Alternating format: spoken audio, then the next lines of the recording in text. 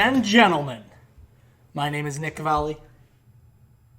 Wow. Last time you caught me sleeping on this, and now you're just going to sit there and stare intently at the camera. Oh no, we don't get happy like. How are you guys doing, Marcus? No, you look as laser focused as Bill Goldberg. Yeah, like today is not a happy day. I mean, it is because Wrevolution, and I ain't talking about the podcast. But today, you're talking about both. I'm talking about both. It's a good day whenever we're here. But today we got some serious things to address. So I just want to jump right into it. No intros, just right into it. Super Showdown. Okay, well, first of all, let's just... Can I welcome to the weekend recap for the first time ever? Yes, so Super Showdown. Super Showdown. No, seriously.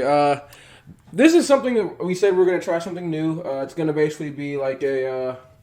kind of a breakdown of things that have gone out throughout the week. We're going to have a couple different segments here and see kind of what you guys enjoy. We're going to leave our fantasy booking segments for one of the next couple weekend updates, as of course tonight we will be giving you our predictions for AEW Revolution and maybe a little game to play along. So first, Super Showdown.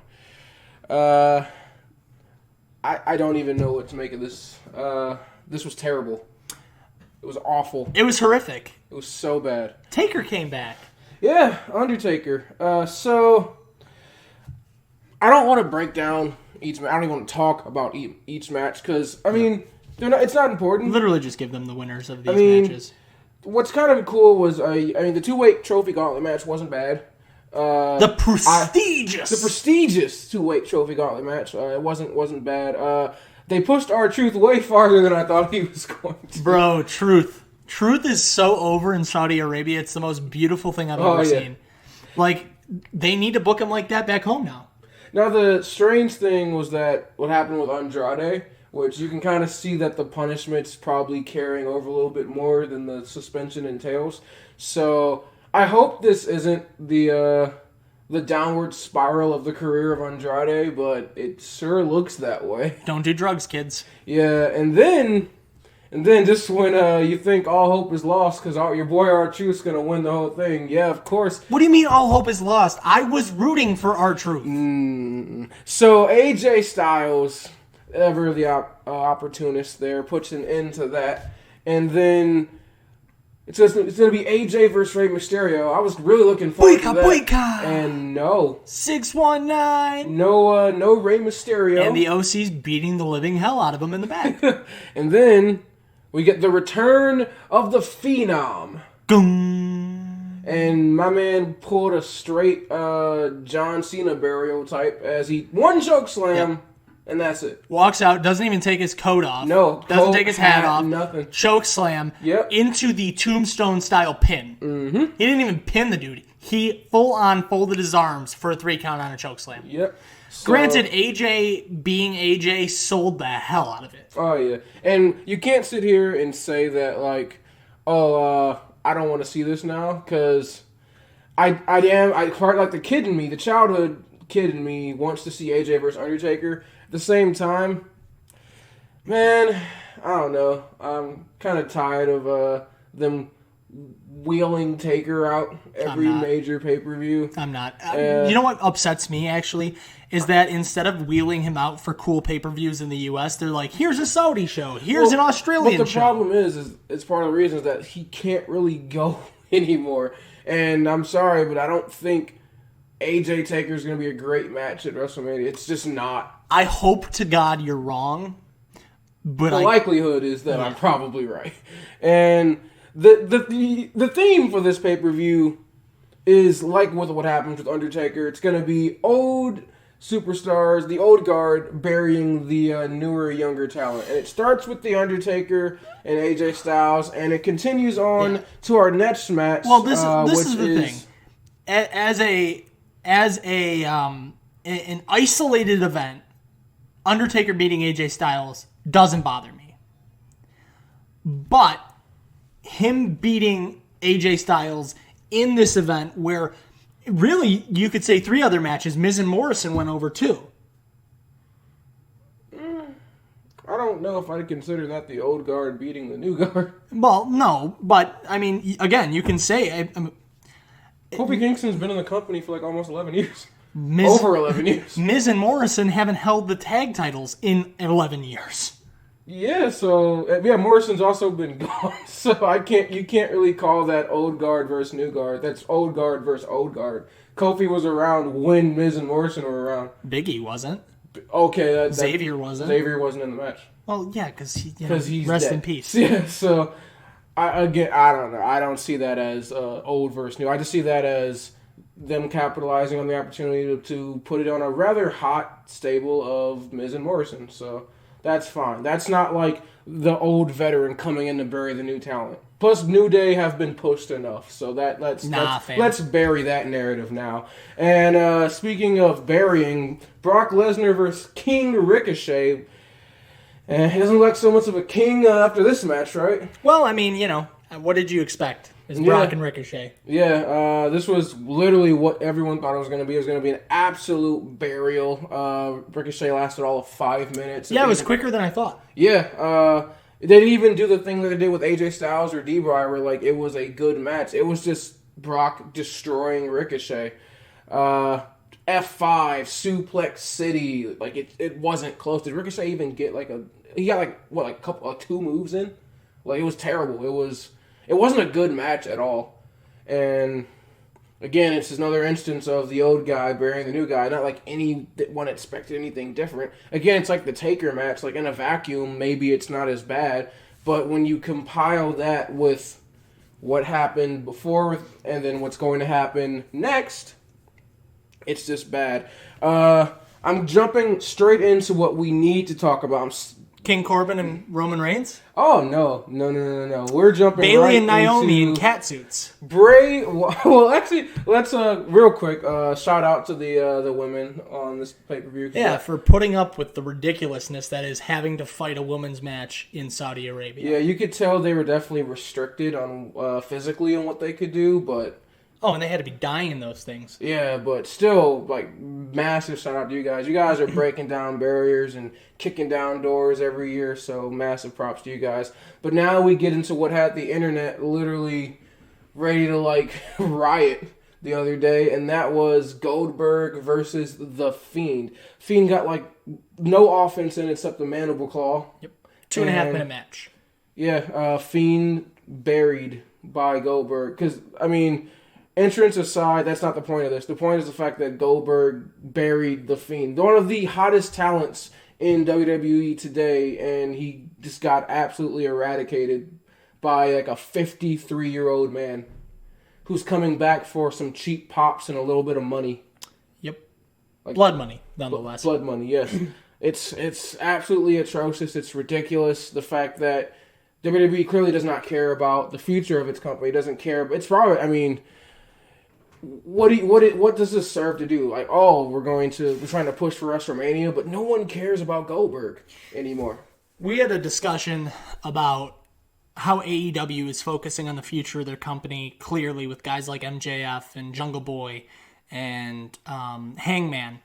And you look at WWE and you have a guy like Bray Wyatt who is the top of the company when it comes to not only spooky guys, if you want to put it that way, but big guys, and not necessarily athletic big guys is what because Brock Lesnar is the top of the company when it comes to big guys, but when it comes to bigger guys who are the old guard type big guy like Undertaker, guy like Kane, guy like Big Show, Bray Wyatt resembles that type of performer, and to put Goldberg over him in a match that meant that much, like I don't care what WrestleMania moment you're looking to build with your boy Roman Reigns, who, by the way, literally said he would have rather fought The Fiend. Yeah.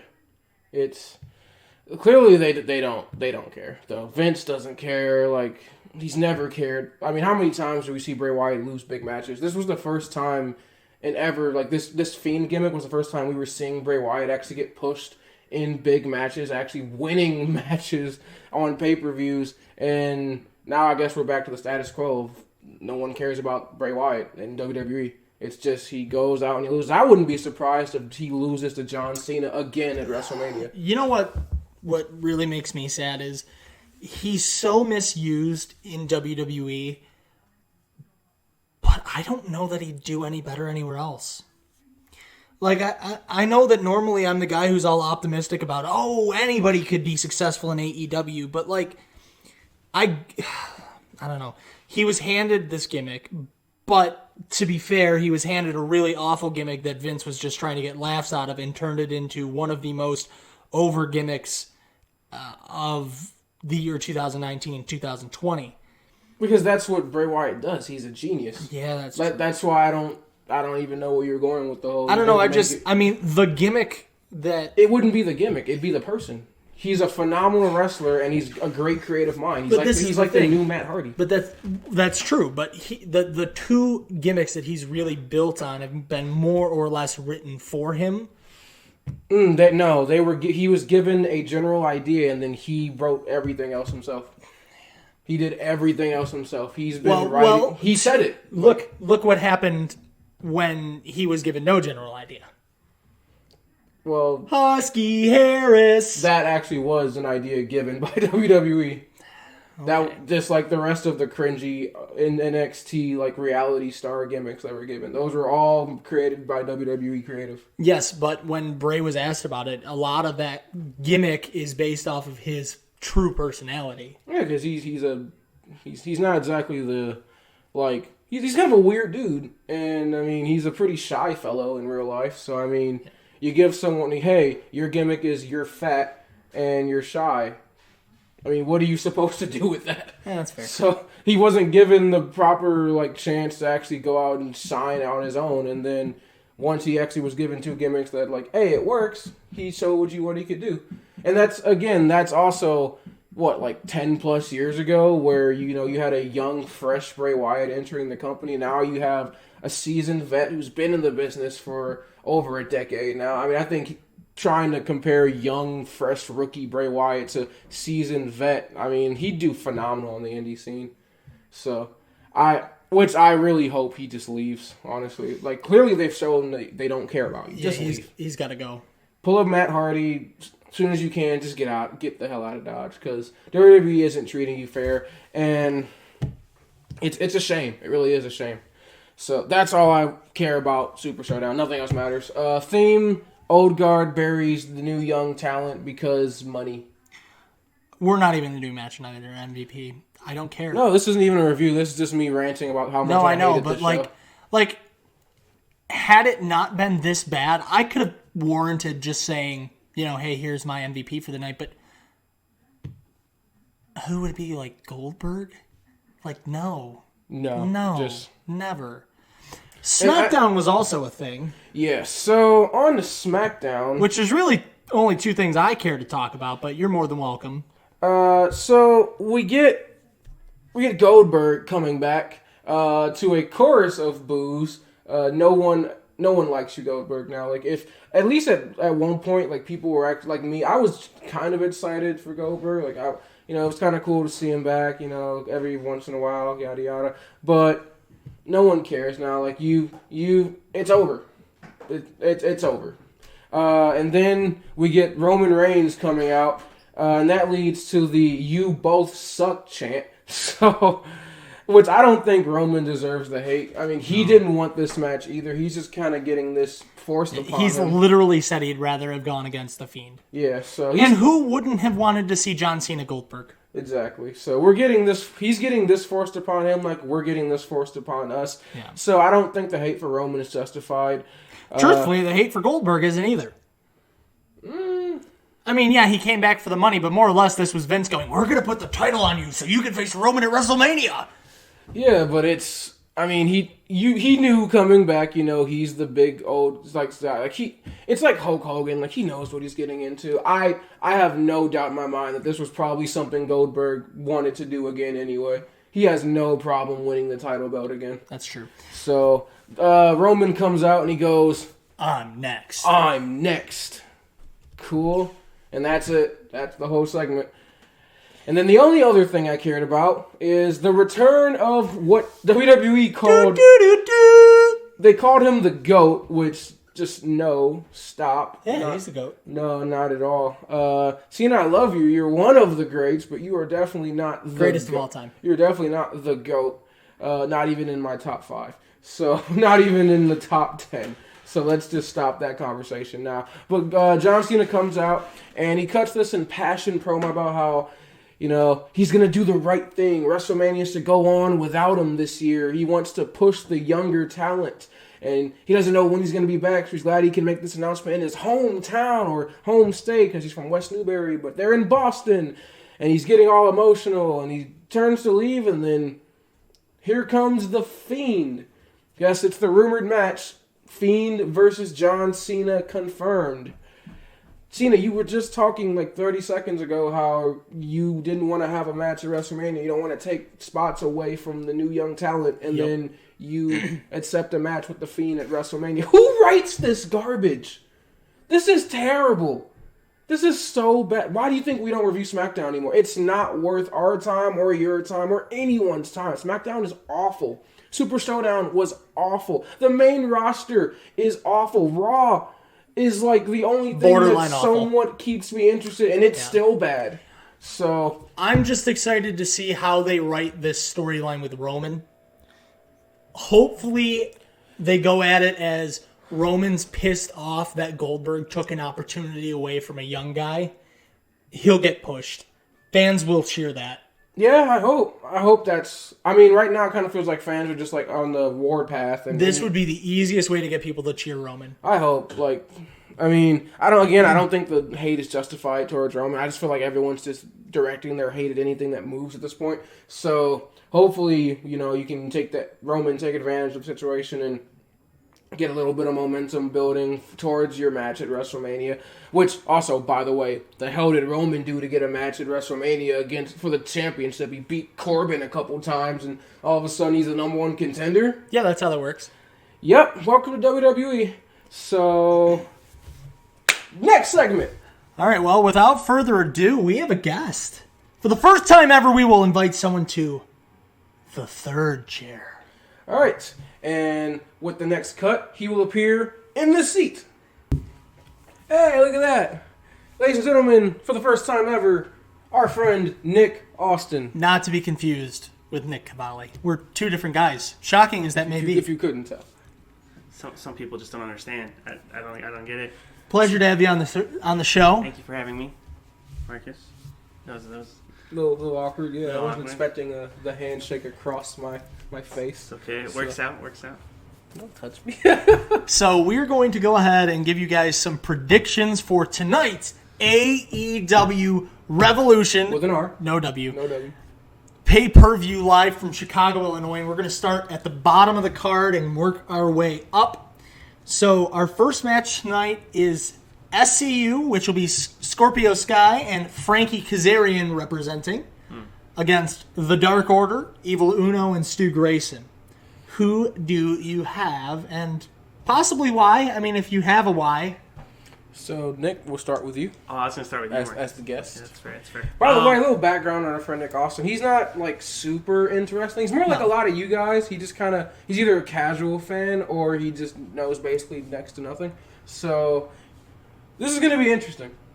I would say honestly, I'd probably go with SCU. From what I've heard, I think they need the push a little bit tonight. The former champions need the push. Okay. Marcus? Bro, when you're hot, you're hot. You know what I mean? Understandable. So, I'm going to be going with the Dark Order. I think that this is their chance to kind of gain momentum after all the, little scare tactics and the interference. Now is the time. Pick up a win against former tag team champions and stake your claim. All right. So, I have SCU, but it's an interesting book. So, you know how everybody's been saying for weeks they think that the Exalted One is Frankie Kazarian? Everybody's been saying if it's not Matt Hardy, it's Frankie. I think Frankie Kazarian is going to come down as though he's the Exalted One, swerve everyone in the arena, turn on the Dark Order. SCU wins because the real Exalted One, we all know, is Matthew Hardy. SCU is going to win, And it's because Kazarian is going to confuse the hell out of the Dark Order because they don't know who the Exalted One is yet. They even said they don't know who he is. Yeah. So that's interesting booking there. So basically, what you're saying is that if none of that happens, then you still lose, right? No. So even, I pick SCU. No, it's SCU with an asterisk. Oh, See, I just want SCU. Man. Exactly. all right. So we move on from that to the match of the night: Pac versus Orange Cassidy. So, I think like with everyone, I'm going to take the lead on this one if you don't mind. It's going to be Pac. Come on, it's not going to be Orange Cassidy. If it is, I mean, hats off to you, but no, I'm going Pac. Especially after his loss against Kenny Omega, I think he needs. I think Orange Cassidy's going to get a lot of offense and surprise the hell out of everybody, but it's going to be Pac. There's two options to this match, if you ask me. One is Pac absolutely has snapped after losing to Kenny, rips Orange Cassidy's head off, murders him in the ring, and then puts his head on a spike and carries it out of the arena. Or we see a whole new Orange Cassidy tonight. So That's my exalted one. I am going to take Pac, but I'm going to be rooting for Orange Cassidy. All right. And just so that way we're not all going for Pac here. I want to go Orange Cassidy. That's a great reason. Just going Beautiful against the idea. grain? Yeah, that's what it's all about, man. There you go. All right, so we get Darby Allin and Sammy Guevara. So I think, this match could go literally either way. Yeah. Either way, but I'm gonna root for my boy Darby just as for a preference reason. I think Darby could definitely use a victory here. Sammy's been a part of the inner circle. They've been getting pushed out of their minds, so Darby definitely needs to win more than Sammy does. This is odd because I don't know which way to go with this. This could be a night where the inner circle wins all their matches. It could be a night where inner circle wins 3 matches, walks home with the championship still, and 2 rivalry matches. Yeah.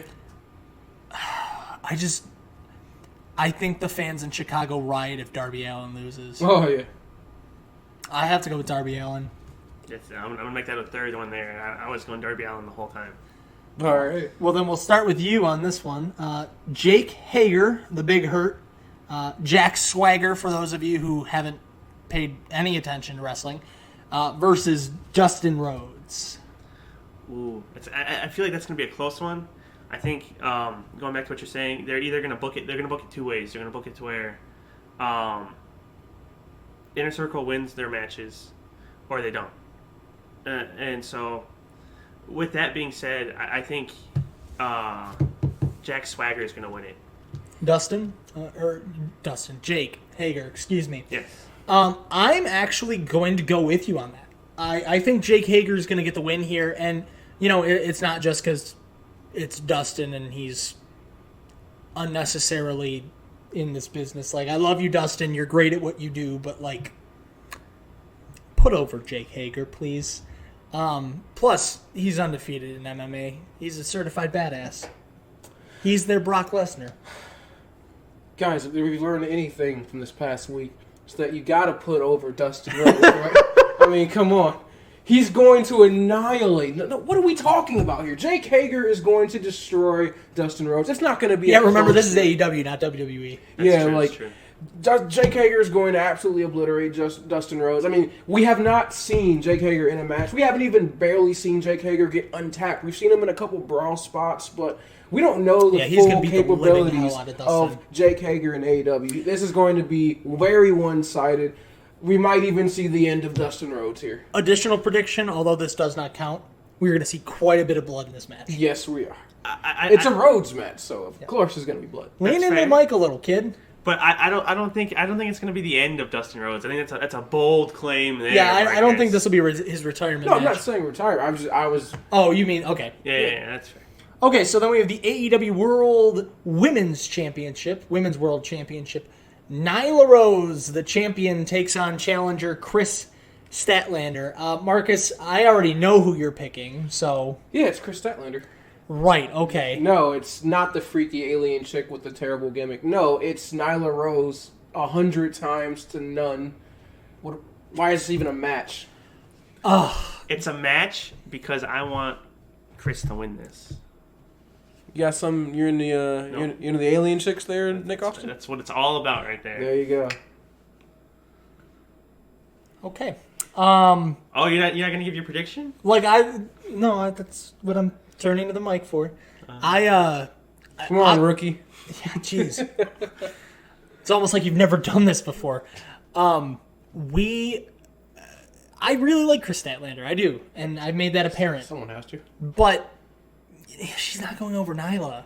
It's just not happening. No. Although If it does, I riot. don't really want to see Hikaru Shida versus Nyla Rose. I don't want to see that. I don't want to see any of these people versus Nyla Rose. Where is Britt Baker?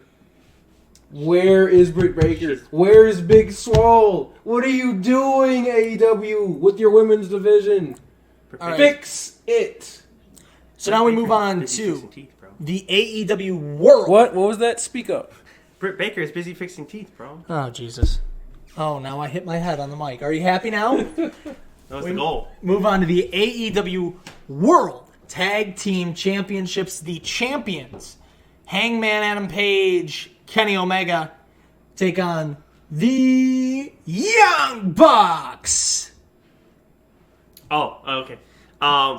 I personally want to see Kenny Omega and Hangman take this, but the way that I've seen in the past couple pay-per-views from AEW is that the Young Bucks for some reason win their pay-per-view matches. They're about 50-50. Yeah, maybe a little more than 50-50. You're about right on that. I mean, I'm a fan of the Young Bucks, but I don't know. I think them having the main card like front match all the time it's gotten a little far. Yeah. Who talked about that on Wednesday? By the way, I watched our video bag. You were wrong, by the way. You did say what I said you said. So, score one for Marcus White. Shocking. Go ahead. Never mess with the guy that edits our videos. You probably just edited it for me to say that. Go ahead and give your prediction because I know that you're going to want to talk for a minute on this match, and I am too.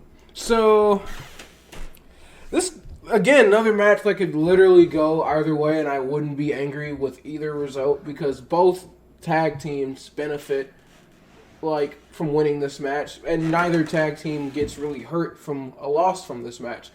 Kenny and Hangman have been pushed to the moon, and the Young Bucks are the freaking Young Bucks. You're not going to kill their momentum or hurt them in any way by having them lose a championship match to other members of the Elite. So, I'm not concerned about that. What I am thinking about is the future. I'm thinking more of sorts what we've done with this storyline, how you're going to progress after this pay-per-view. And I'm thinking kind of the idea that I've been saying from the beginning is that it's so obvious that it's going to be Hangman Page turning that it's almost obvious that it's not going to be. I think that this is one of those things where you kind of have to overthink it a little bit and go the next step.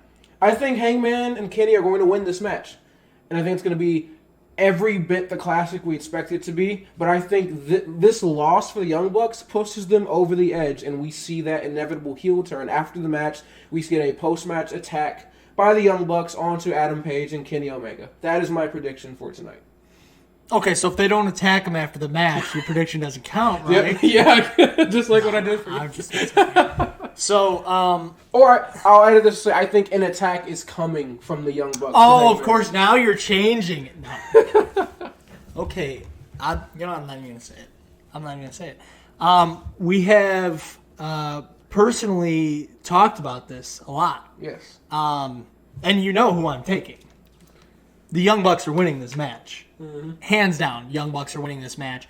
And then it's going to be something that happens. Kenny Omega is going to mess up and screw it all up for Hangman Page. Hangman Page is going to lose his mind, get absolutely blitzed, and then he's going to beat the living hell out of Kenny Omega, and we're going to get the Kenny-Hangman rivalry we all need to see. All right. See, though, but you can take that rivalry a different way. So what could happen is after this pay-per-view, you go on to thinking like Marcus does, and they move on to defend their titles, right, as tag champs. Where that's when Kenny Omega messes up, and and Page flips out and is like, we could beat the Young Bucks, one of the best tag teams out there, but we can't beat this tag team. That is a really good booking idea, That is. Look at this guy. Where have you been? Okay, we got 2 more matches. Cody versus MJF. Well, he's better than you, And you know it. and you know it.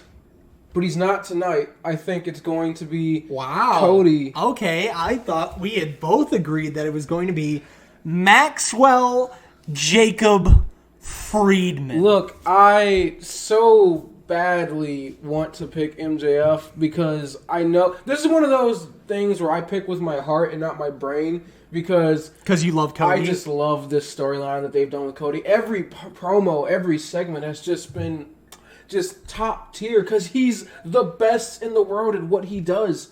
And I think you're talking about a different guy there. And we'll get to that. But I just think, would that be just for the guy that's always goes against what's typical? Would that be the typical babyface come up and, win against all the... Yes, it would. I get it. But it just needs to happen in my eyes. MJF does not get hurt by losing this match because he's the, kind of the heel type. He's the... all these things that he's done in the past. Like, I don't think him losing this match necessarily hurts his career in any way because he doesn't need this win. I don't think it hurts Cody to lose this match either, but I just feel like this is one of those times where I got to go with my heart here. I think it's going to be Cody. I think literally the reasons that you wanted, bless you, Thank you. the reasons that you cited for it being Cody, the promo work, all of the segments leading up to it, are all the reasons MJF is going to win. Yes, Because it's, Cody has overcome so much. He's come so far. And what is more of an ultimate underdog story than to lose after that and have to make a comeback in a different way? So I'm taking MJF with this one. Nick, who do you have? Going off of what Marcus was saying, and I was thinking about something else. It kind of reminds me of from when I was introduced to him, but The Miz, and that's the kind of character I see MJF as. Yeah. When I see him in the ring and whatnot in his promos, and so I agree with you that MJF doesn't, he has nothing to lose from losing this match, because if anything, it just makes him stronger. But to be fair, I think it's coming my favorite guy already. I We're about to make a Nick swap here. I'll take my microphones and go home. Cody will probably end up winning it out, though, in my opinion. The final match, you know what? I feel like I'm doing a disservice here. The final match, as being predicted by what coming into tonight is your Revolution World Heavyweight Champion. Coming in? Yeah, I won the last prediction. It was 5 months ago before we even started. I thought it was vacated. Oh, no, this baby never gets vacated. That's not how this works. That's not how any of this works. You're like that old lady with the Facebook wall, and you're trying to pin things on the wall. Yep. You're 100% correct. So the Revolution World Heavyweight Champion is going to have to pick who will walk out AEW World Heavyweight Champion tonight. We have Chris Jericho and John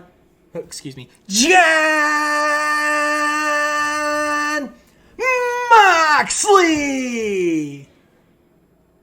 So I want to see Chris Jericho take this. I want to see him over. Get out of my house. I want, but it's gonna be a John Moxley win. Yeah. Yes, it is. It's going to be all John Moxley all day, every day. Please win. You know what the worst part is? This is how I lose my championship. You and I have picked almost identically. Almost. Well, it's funny because I think the Cody match is going to be how I lose. So we'll wind up tied, like always. Just change it to a tag title. You know what I mean? We do have the belts back there. Am picking Le Champion. After all of this build, Chris Jericho is going to land one Judas effect right on the jaw, right on the chin, and Moxley's going to go night-night. So, It's funny that you say that because I think Jon Moxley is going to be the first person to kick out of the Judas Effect. Because that. Who better than crazy, psychotic with one eye Jon Moxley? I look at it this way: if Kenny Omega couldn't do it, no one's going to. Who else would be stubborn enough to though? That's true. Stupid enough, if you will. Stupid. Now, I'm very sorry.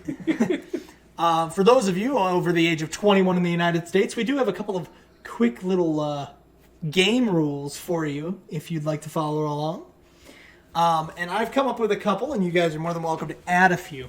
So, one drink for any time that someone gets busted open.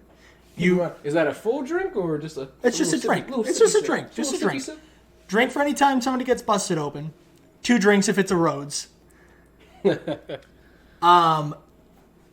drink for every time Moxley gets hit in the eye.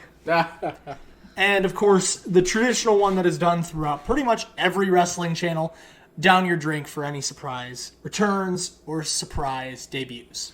And if somehow Chris Jericho retains his championship, then just go full blackout. No. If Chris Jericho retains his Because you're going to have to forget this day. If Chris Jericho retains his championship, you celebrate with a little bit of the bubbly. Yes. I got one because we're now making predictions, right? How about every time you lose your prediction, you take a drink? Well, How about this? Take a shot for every prediction that Nick gets wrong. Which one? Yes.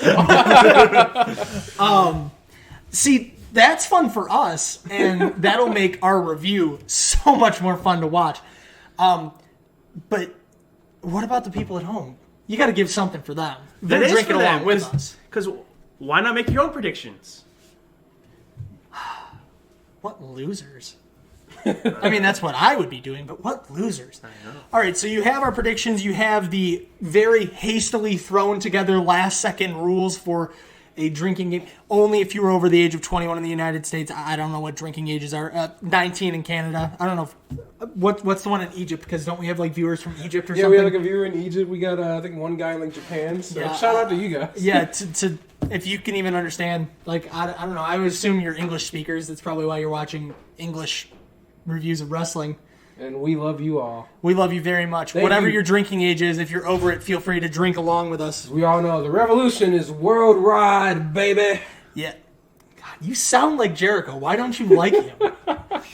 It's because he wants to be him. You can't like the thing you want to be. Most importantly, if you guys are doing this at a friend's house, do not drink and drive. If you, if 3 guys make a surprise return tonight, just stay the night at your friend's house. Yes. And most importantly, of all things, because I like to put us before everybody else, don't forget to subscribe and join the Wrevolution. So, without further ado, live from Studio 6. This is Nick Austin. Yeah. My name is Nick Cavalli. And my name is Marcus White. And we invite you, as always, to join the Wrevolution. You got to do it with us. Come on. Yeah. You said I got to do it with us. Take 2. Marcus. Well, I was more confused by the fact that I had already done the join. Exactly. No, man, that's how you sign off all our was. videos. You got to do it the right way. You got to sign off every video the same way. Okay. We're just ready to get into this pay-per-view. That's true. So we invite you all to join the Wrevolution. All right, there you go. You got it now? We missed Marcus again. I was making sure you did it right. Oh, he was just double checking on you. Okay, I'm one more. I'm just saying. Take 3. We invite you all. We're cutting the other ones out, right? No. Nah, man, this is live. No, this baby. is rolling, bro. We don't make cuts in the Revolution except all the time when he says something stupid. Yeah, which is why, again, I've definitely cut myself a couple times tonight. Anyways, all 3 of us, live from Studio 6, we invite you to join the Wrevolution. We'll be back in a couple of hours. Have a good night. Have a good night. Have a great night.